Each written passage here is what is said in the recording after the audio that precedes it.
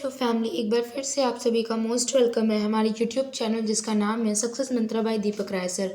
आज भी मैं आपकी क्लासेस में हाजिर हुई हूँ आपके इकोनॉमिक्स के टॉपिक की टॉप 30 क्वेश्चंस को लेकर के। तो इस वीडियो को आप एंड तक देखिएगा। इस वीडियो में हमने आपके लिए बहुत ही इंपॉर्टेंट क्वेश्चंस को इंक्लूड किया है, तो बिल्कुल भी वीडियो को स्किप मत करिएगा। और अगर हमारे चैनल पर आप न्यू है तो हमारे चैनल को सब्सक्राइब कर लीजिए। साथ ही साथ अगर आपको ये वीडियो पसंद आती है तो हमारी वीडियो पर लाइक एंड कमेंट ज़रूर करिएगा। देखते हैं कि आज के वीडियो में कैसे क्वेश्चन हैं आपके लिए। क्वेश्चन नंबर फर्स्ट आपकी स्क्रीन पर आपको शो हो रहा है, अर्थशास्त्र का जनक किसे कहा जाता है। अगर हम बात करें अर्थशास्त्र की तो इसका जनक किसे कहा जाता है, एडम स्मिथ को, जेएम केन्स को, मार्शल को या फिर रैगनर फ्रिस को। तो आप याद रखिए कि अर्थशास्त्र का जनक किसे कहा जाता है, एडम स्मिथ को कहा जाता है। किसे कहा जाता है, अर्थशास्त्र का जनक एडम स्मिथ को कहा जाता है। और अगर हम बात करें इनकी बुक की जिसका नाम है an inquiry into the nature and cause of the wealth of nation, 1776 में ये जो बुक है वो पब्लिश हुई थी। इसी से अर्थशास्त्र को क्या होती है, मान्यता प्राप्त होती है। ठीक है, और इसी बुक की वजह से जो है इन्हें अर्थशास्त्र का जनक कहा जाता है। तो आप याद रखिए इसका राइट आंसर क्या हो जाएगा, option number A, Adam Smith. बढ़ते हैं अपने नेक्स्ट क्वेश्चन पे। नेक्स्ट क्वेश्चन है हमारे सामने question number second. Question number second आपसे कह रहा है कि JAM का पूर्ण रूप क्या है, यानी JAM का फुल फॉर्म आपसे पूछा है क्या है, जनधन आधार मोबाइल, जनता आधार मोबाइल, जनधन एसोसिएटेड मोबाइल या फिर जनता आधार मशीन। तो आप याद रखिए इसका राइट आंसर क्या हो जाएगा, JAM का पूरा नाम है जनधन आधार मोबाइल। क्या नाम है, जनधन आधार मोबाइल है। और हम आपको बता दें कि ये किससे रिलेटेड है, तो जनधन खाते को आधार और मोबाइल नंबर से जोड़ने की जो सरकारी सब्सिडी के बिना खाते में नकद पैसे दिए जाते हैं, इसी प्रणाली को क्या क्या कहा गया है, JAM यानी जनधन आधार मोबाइल कहा गया। ठीक है, तो अब आपको JAM का फुल फॉर्म याद रखना है। नेक्स्ट क्वेश्चन है आपके सामने question number third. Question number third आपसे कह रहा है कि the theory of income employment and interest पुस्तक के लेखक कौन है। अगर हम बात करें बुक की जिसका नाम है the theory of income employment and interest, इस पुस्तक के लेखक कौन है ये आपको बताना है, सैमुअलसन, मार्शल, रॉबर्टसन या फिर JM केन्स। तो आप याद रखिए इसका राइट आंसर क्या हो जाएगा, the theory of income employment and interest के पुस्तक के लेखक का नाम है JAM केन्स। ठीक है, तो इसका राइट आंसर क्या हो जाएगा, ऑप्शन नंबर डी। और अगर हम बात करें कि ये जो बुक है वो कब पब्लिश हुई थी, तो ये बुक जो है 1930 में पब्लिश हुई थी। कब पब्लिश हुई थी, 1930 में।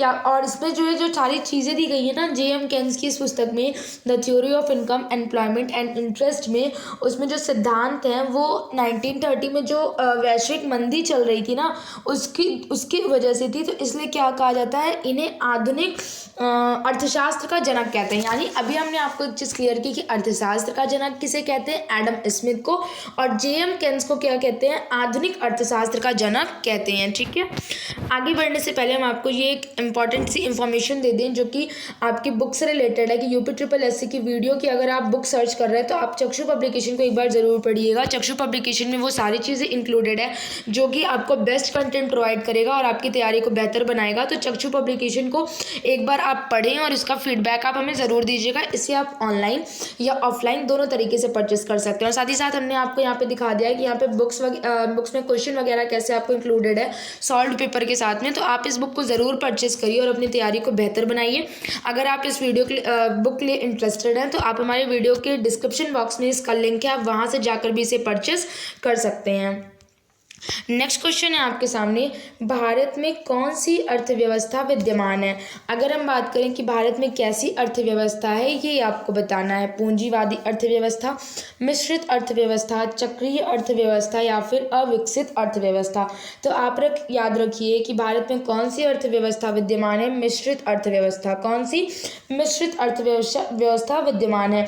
ये जो है किन किन चीज़ों से मिलकर बनी होती है मिश्रित अर्थव्यवस्था, तो आप याद रखिए कि एक पूंजीवादी और समाजवादी, पूंजीवादी और समाजवादी का ये मिश्रण होता है। ठीक है, तो हमारे भारतीय अर्थव्यवस्था कैसी है, मिश्रित अर्थव्यवस्था है। नेक्स्ट क्वेश्चन है हमारे सामने अर्थव्यवस्था के किस क्षेत्र को कृषि एवं संबद्ध क्षेत्र भी कहा जाता है? यानी अर्थव्यवस्था के किस क्षेत्र को कृषि और संबद्ध क्षेत्र भी कहा जाता है? प्राथमिक क्षेत्र, द्वितीयक क्षेत्र या फिर तृतीयक क्षेत्र। तो आप याद रखिए कि कृषि और संबद्ध क्षेत्र को हम कौन सा क्षेत्र कहते हैं? प्राथमिक क्षेत्र कहते हैं, यानी सबसे बेसिक डिपार्टमेंट इसे हम कहते हैं। ठीक है, नेक्स्ट क्वेश्चन है आपकी स्क्रीन पर, आर्थिक क्रियाकलापों के अंतर्गत द्वितीयक क्षेत्र में कौन से सम्मिलित होते हैं? यानी प्रथम प्राथमिक क्षेत्र में कौन सम्मिलित होते हैं? कृषि एवं संबद्ध क्षेत्र। और अगर हम बात करें द्वितीयक क्षेत्र की, तो द्वितीयक क्षेत्र में विनिर्माण जो है सम्मिलित होता है। विनिर्माण का मतलब ऐसा होता है कि जो भी चीज़ों का हम रिप्रोडक्शन करते हैं उन चीज़ों से इसमें शामिल किया जाता है। तो प्रथम क्षेत्र में हम किसको सम्मिलित करते हैं? कृषि को। द्वितीय क्षेत्र में हम किसको सम्मिलित करते हैं? विनिर्माण को। और तृतीय क्षेत्र में अगर हम बात करें तो हम उसमें सेवाओं को यानी सर्विसेज को सम्मिलित करते हैं। नेक्स्ट क्वेश्चन देखते हैं आपकी स्क्रीन पर क्या है। भारत में आर्थिक नियोजन की पहली रूपरेखा का प्रस्ताव किसने प्रस्तुत किया था? आप देख सकते हैं कि आपके क्वेश्चंस का लेवल कितना सही है। बहुत ही उस अकॉर्डिंग आपके क्वेश्चंस के लेवल को लाया गया है, जिस तरीके से आपसे एग्जाम में क्वेश्चंस पूछे जाते हैं और आप उन क्वेश्चंस को स्किप कर देते हैं। तो आज की जो वीडियो है ये आपकी बहुत ही अच्छे लेवल की है, तो बिल्कुल भी आप इस वीडियो को स्किप मत करिएगा, इस वीडियो को आप एंड तक देखिएगा।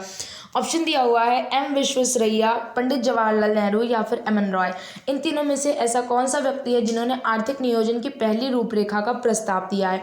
तो आप याद रखिए इसका राइट आंसर क्या हो जाएगा? एम विश्वेश्वरैया। एम विश्वेश्वरैया जो थे इन्होंने भारतीय में आर्थिक नियोजन की पहली रूपरेखा का प्रस्ताव रखा था। और अगर हम बात करें कि किस बुक में रखा था, तो इन्होंने जो प्रस्ताव है वो अपनी book planned economy for India, कौन सी book? Planned economy for India में रखा था। ठीक है, और ये जो योजना थी आर्थिक नियोजन की वो 10 वर्ष की थी। कितनी वर्षीय थी? 10 वर्षीय थी। और इसका जो मेन उद्देश्य था वो क्या था? राष्ट्रीय आय को दुगना करना, यानी जो भी इनकम है उसको डबल करना। नेक्स्ट क्वेश्चन इस आपकी स्क्रीन पर, गांधीवादी योजना डैश द्वारा प्रतिपादित की गई थी। गांधीवादी योजना की अगर हम बात करें कि किसके द्वारा प्रतिपादित की गई थी, ये आपको बताना है। M N Roy, Mannarayan Agarwal, JP Narayan या फिर पंडित जवाहरलाल नेहरू। तो आप याद रखिए इसका राइट आंसर क्या हो जाएगा? गांधीवादी योजना को मन्नारायण अग्रवाल ने प्रतिपादित किया था। ठीक है, और 1944 में महात्मा गांधी के विचारों से प्रेरित होकर कह लीजिए श्रीमन नारायण ने गांधीवादी योजना नाम से एक योजना बनाई थी। ठीक है, तो सन भी आप याद रखिए 1944। बढ़ते हैं अपने नेक्स्ट क्वेश्चन पे। नेक्स्ट क्वेश्चन है आपकी स्क्रीन पर, प्रथम पंचवर्षीय योजना में प्राप्त आर्थिक विकास की दर कितनी थी? यानी जो फर्स्ट 5 ईयर प्लान आया था उसमें जो है आर्थिक विकास की दर कितनी थी ये आपको बताना है। 3.0%, 5.2% या फिर 3.6%। तो आप याद रखिए कि जो फर्स्ट 5 ईयर प्लान आया था उसकी आर्थिक विकास की दर कितनी थी? 3.6% थी। कितनी थी? 3.6% थी। और अगर हम बात करें फर्स्ट 5 ईयर प्लान कब आया था, तो फर्स्ट 5 ईयर प्लान आपका 1 अप्रैल 1951 में आया था। कब आया था? 1 अप्रैल 1951 में। और कब तक चला था? 31 मार्च 1956 में। ये जो टाइम पीरियड ये किसका था? फर्स्ट 5 ईयर प्लान का था। और अगर हम बात करें कि फर्स्ट 5 ईयर प्लान का मॉडल कौन सा था, तो आप याद रखिए कि हैरोल्ड डोमर मॉडल था। इसका लक्ष्य क्या था? तो पहली पंचवर्षीय योजना का लक्ष्य था कृषि और सिंचाई संसाधनों का विकास करना। ठीक है, और हमने जो टारगेट है आर्थिक दर का वो कितना रखा था? 2.1 रखा था, लेकिन हमें प्राप्त कितना हुआ था? 3.6% हुआ था। ठीक, नेक्स्ट क्वेश्चन है आपकी स्क्रीन पर, भारत में योजना आयोग की स्थापना कब हुई? अगर हम बात करें भारत में योजना आयोग की, तो भारत में योजना आयोग की स्थापना कब हुई थी ये आपको बताना है। 1 अप्रैल 1951, 15 मार्च 1950, 1 अप्रैल 1950 या फिर 6 अगस्त 1952। तो आप याद रखिए इसका राइट आंसर क्या हो जाएगा? ऑप्शन नंबर बी, 15 मार्च 1950। योजना आयोग की स्थापना कब हुई थी? 15 मार्च 1950। और अगर हम बात करें कि किस समिति की सिफारिशों पर हुई थी, तो ये केसी नियोगी थी। कौन थे? केसी नियोगी समिति की सिफारिश पर जो है योजना आयोग की का गठन हुआ था। और अगर हम बात करें कि योजना आयोग चेंज कब हुआ है, तो योजना आयोग का ही नाम बदल करके क्या कर दिया गया है, नीति आयोग कर दिया गया है। ठीक है, और नीति आयोग का जो अध्यक्ष होता है वो कौन होता है, भारत का प्रधानमंत्री होता है। ठीक है, नेक्स्ट क्वेश्चन पर हम आते हैं। नेक्स्ट क्वेश्चन है आपके स्क्रीन पर, सर्वोदय योजना का प्रतिपादन निम्नलिखित में से किसने किया था। बात करें अगर हम सर्वोदय योजना की, तो इसका प्रतिपादन निम्नलिखित में से किसने किया था, ये आपको बताना है। एम.एन. रॉय, जयप्रकाश नारायण या फिर मन नारायण अग्रवाल। तो आप याद रखिए कि जो सर्वोदय योजना थी उसका प्रतिपादन किसने किया था, जयप्रकाश नारायण ने किया था। यानी इस क्वेश्चन का राइट आंसर क्या हो जाएगा, option number B, Jayaprakash Narayan. और अभी मैंने आपको बताया था कि जी जो ऑप्शन नंबर सी दिया हुआ है, मन नारायण अग्रवाल, ये किससे संबंधित है, तो ये जो है गांधीवादी योजना से, किससे, ये गांधीवादी योजना से सम्मिलित थे। और अगर हम बात करें सर्वोदय योजना की, तो सर्वोदय योजना से जयप्रकाश नारायण रिलेटेड थे। नेक्स्ट क्वेश्चन है आपके स्क्रीन पर, योजना अवकाश के 3 वर्ष कौन कौन से थे। यानी योजना अवकाश की अगर हम बात करें कि योजना अवकाश का जो 3 वर्ष था वो कौन सा था, 1960 से 1963, 1966 से 1969, 1968 से 1971 या फिर 1970 से 1973। तो आप याद रखिए इसका राइट आंसर क्या हो जाएगा, 1966 से 1969। ये जो है योजना अवकाश के 3 वर्ष थे।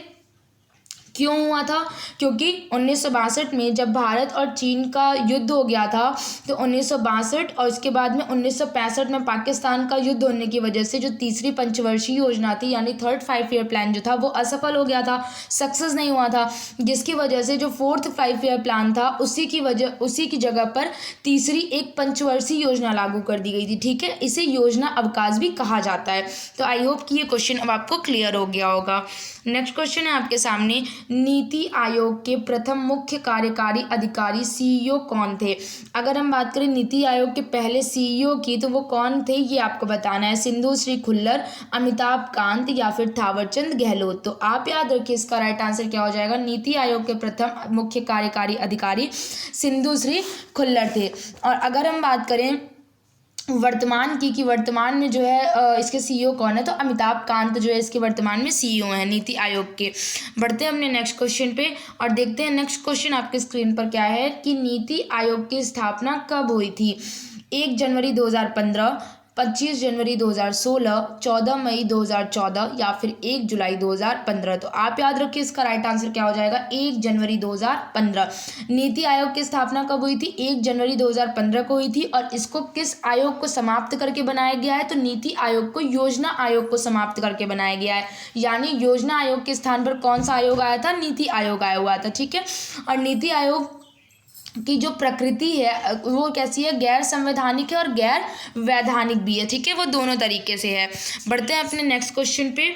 नेक्स्ट क्वेश्चन है आपके सामने, राष्ट्रीय आय गणना हेतु आधार वर्ष कौन सा है, 2004 2005, 2010 2011, 2011 2012 या फिर 2016 2017। राष्ट्रीय आय गणना के लिए जो आधार वर्ष था वो कौन सा था, 2011 2012। यानी इस क्वेश्चन का राइट आंसर क्या है, ऑप्शन नंबर सी, 2011 2012। अगर हम बात करें आधार वर्ष की क्या होती है, तो आधार वर्ष उस वर्ष को कहते हैं, इकोनॉमिक्स में जो आधार वर्ष होता है वो हम उस वर्ष को कहते हैं जिसकी कीमतों को आधार मानकर, किसका, जिस साल के रेट को आधार मानकर, कीमत को आधार मानकर वर्तमान अर्थव्यवस्था की गणना की जाती है। इसे हम इकोनॉमिक्स में क्या कहते हैं, आधार वर्ष कहते हैं।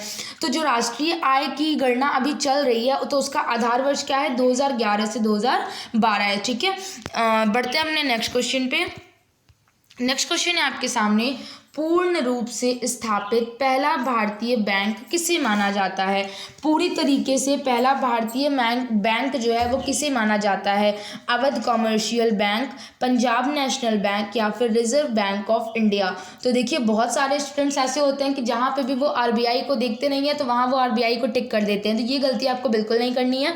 आरबीआई ना होकर के पूर्ण रूप से स्थापित जो पहला भारतीय बैंक है वो कौन सा है, पंजाब नेशनल बैंक है। ये पहला जो है ऐसा बैंक है भारतीय जो कि पूर्ण रूप से स्थापित है।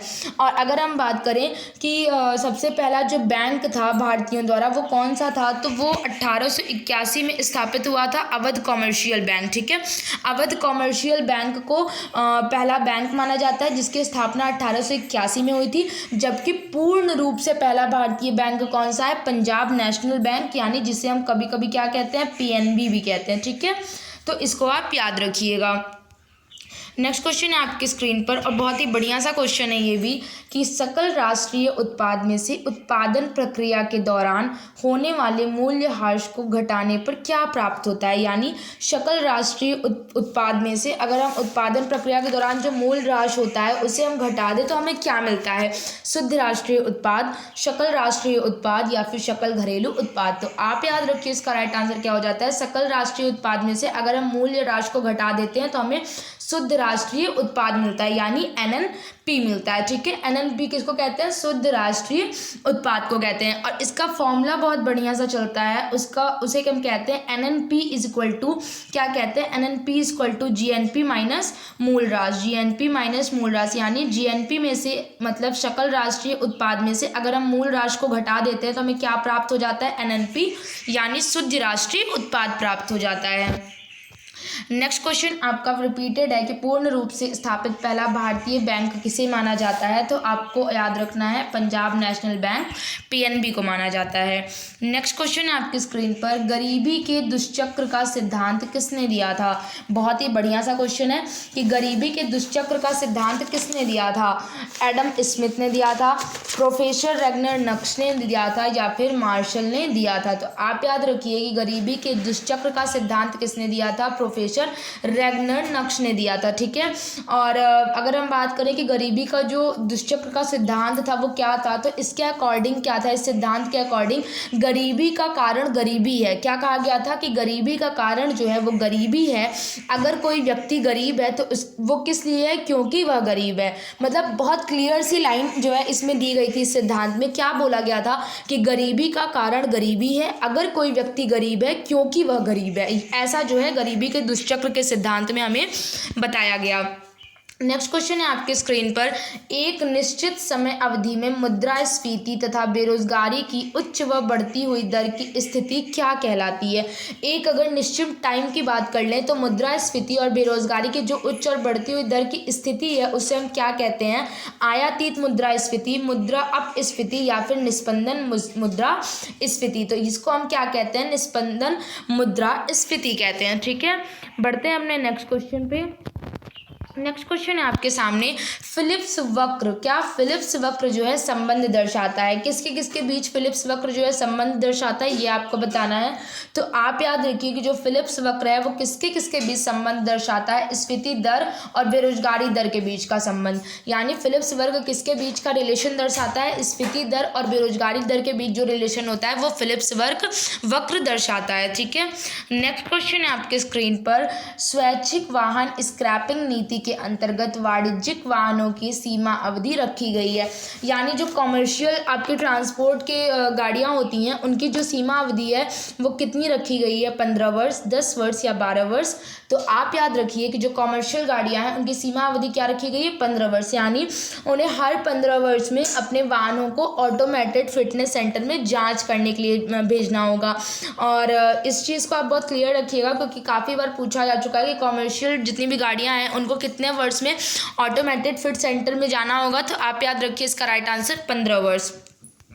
एंड ये है आज की हमारी वीडियो का सबसे लास्ट क्वेश्चन है, बट अभी कई बार ये क्वेश्चन रिपीटेड है। बहुत ही बढ़िया क्वेश्चन है आपके सामने कि सी रंगराजन समिति के आधार पर प्रतिदिन कितने रुपए उपभोग खर्च करने वाला ग्रामीण व्यक्ति गरीब नहीं माना जाएगा। यानी सी रंगराजन समिति ने बताया कि जो कोई गांव का रहने वाला, यानी आप कह लीजिए ग्रामीण कोई व्यक्ति है, वो अगर एक दिन में कितना रुपए खर्च करता है कि उसको गरीब नहीं माना जाएगा? 27 रुपये, 32 रुपये, 33 रुपये या फिर 47 रुपये। तो आप याद रखिए, बहुत ही क्लियर से इसका आंसर 32 रुपये। कितना? यानी अगर कोई ग्रामीण व्यक्ति एक दिन में 32 रुपये खर्च करता है तो उसे किसी भी आधार पर गरीब नहीं माना जाएगा। ठीक है, 32 रुपये अगर आपने खर्च किए तो आपको गरीब नहीं माना जाएगा। ऐसा किस समिति ने बताया? सी रंगराजन समिति ने बनाया। और ये जो है रिपोर्ट कब दी गई थी? 2014 में। ग्रामीण के लिए एक चीज़ आप बहुत क्लियर रखिए कि जो ग्रामीण है यानी जो विलेजर्स है उनके लिए अमाउंट रखा गया था 32 रुपये का। कितना रुपये का? 32 रुपये का। लेकिन जो शहरी हैं उनके लिए जो है अमाउंट कितना रखा गया था? शहरी लोगों के लिए 47 रुपये रखा गया था। कितना? 47 रुपये रखा गया था। ठीक है, तो बढ़ते हैं। अब ये तो नहीं है हमारे पास में और क्वेश्चंस, इतने ही क्वेश्चंस थे हमारी इस वीडियो में। एंड अगर आपको हमारी वीडियो की जो क्वेश्चंस हैं वो हेल्पफुल लगे हों और आपको लगा हो कि आज की वीडियो से आपके कुछ अच्छे रिविजन्स हुए हैं तो प्लीज़ हमें कमेंट सेक्शन में कमेंट करके ज़रूर बताइएगा। और साथ ही साथ अगर आपको हमारी ये वीडियो पसंद आती है तो हमारी वीडियो को लाइक ज़रूर करिएगा। मिलते हैं अपनी नेक्स्ट वीडियो में, तब तक के लिए थैंक यू।